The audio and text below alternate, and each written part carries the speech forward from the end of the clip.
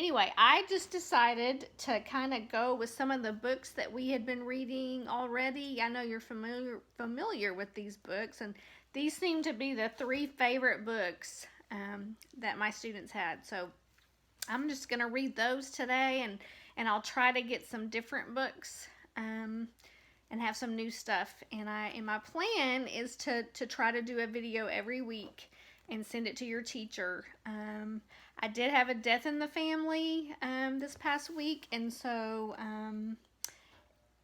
there may be some weeks that I can't read just because I'm helping my husband with some of those details. But it is my plan to send you a video every week, just like we did before.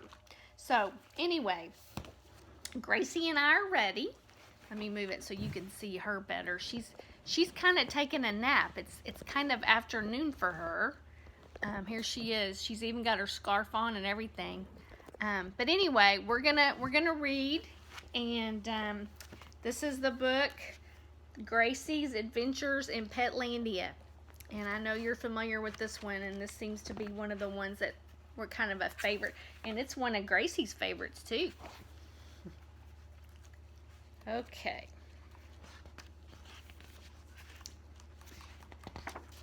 Gracie lived in San Antonio and dreamt of being a star.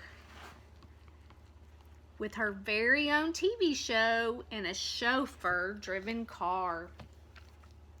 Woof and rough, but being cute and furry made stardom rather tough, especially as the only words she knew were woof and rough.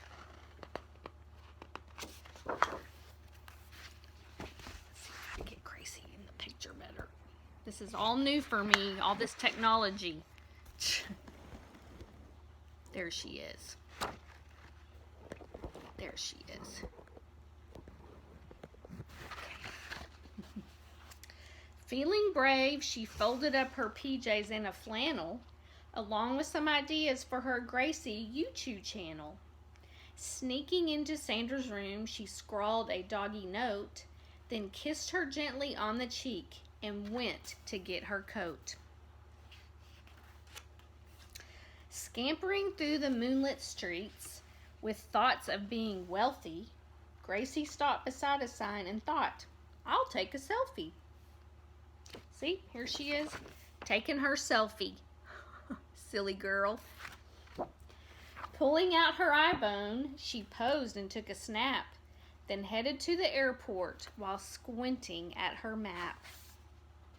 Gracie was excited because she'd never flown before, unless you count that time she slammed a laptop on her paw.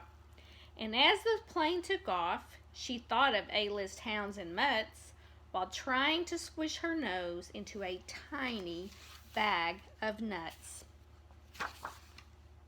When Gracie got to Hollywood, she set up several meets, but most of them went wrong because she tinkled on the seats. And even though she tried her best, the top dogs weren't impressed. We've seen your act before, kid, and look at how you're dressed. With failure after failure, Gracie's confidence was shrinking, but then she saw a saxophone, which kind of got her thinking. I need to learn some new tricks to really make me shine. And then I'll make some videos and post them all online.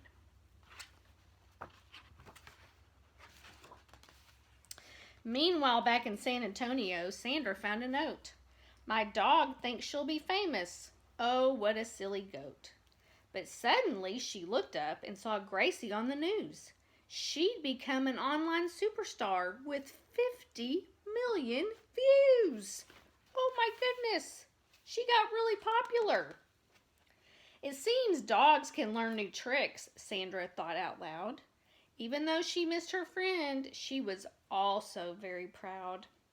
There was Gracie on a chat show, tootling away while teetering on a unicycle, doing dog ballet. Look at her, doing dog ballet.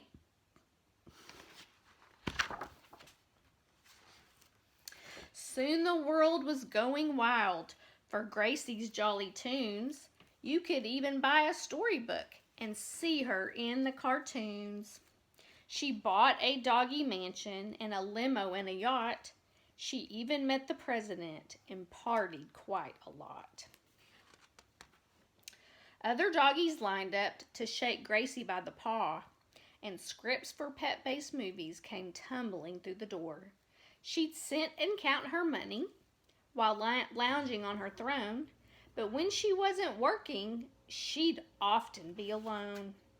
Because she felt so lonely, Gracie bought more stuff. But even though she had it all, it was never quite enough. Look how sad she looks. She's got all this stuff, but she's still not happy.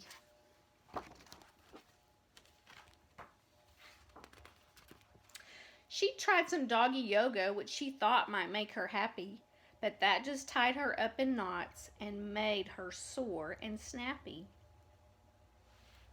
Then suddenly it hit her as she chewed her oldest bone. What Gracie wanted most was to be snuggled back at home. Yes, she'd miss her fancy life, the palm trees and her chauffeur, but none of that compared to cuddling with Sandra on the sofa.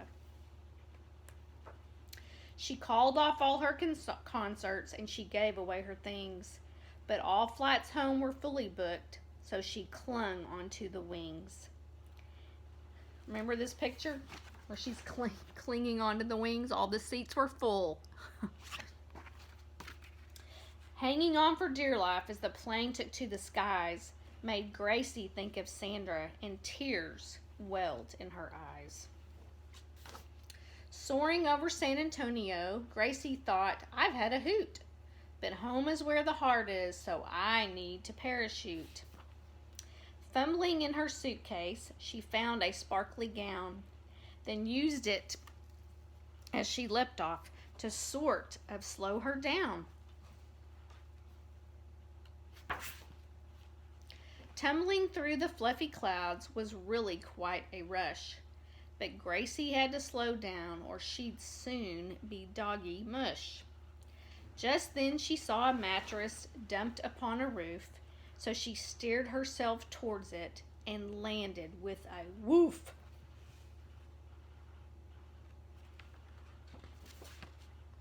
Jumping into Sandra's arms, Gracie cried with joy. Then Sandra squeezed the squeaker in a squishy, squashy toy. Fame is pretty epic, but snuggling is the best, thought Gracie as she curled up to enjoy a well-earned rest. Miles away in Hollywood, things were much the same, and countless pets arrived each day to search for wealth and fame. They often spoke about the dog who played the saxophone and how she left it all behind because she missed her home.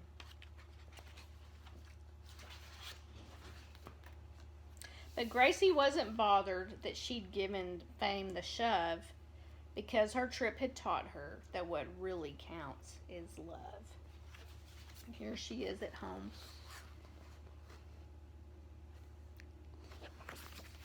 Okay, ready for the next story?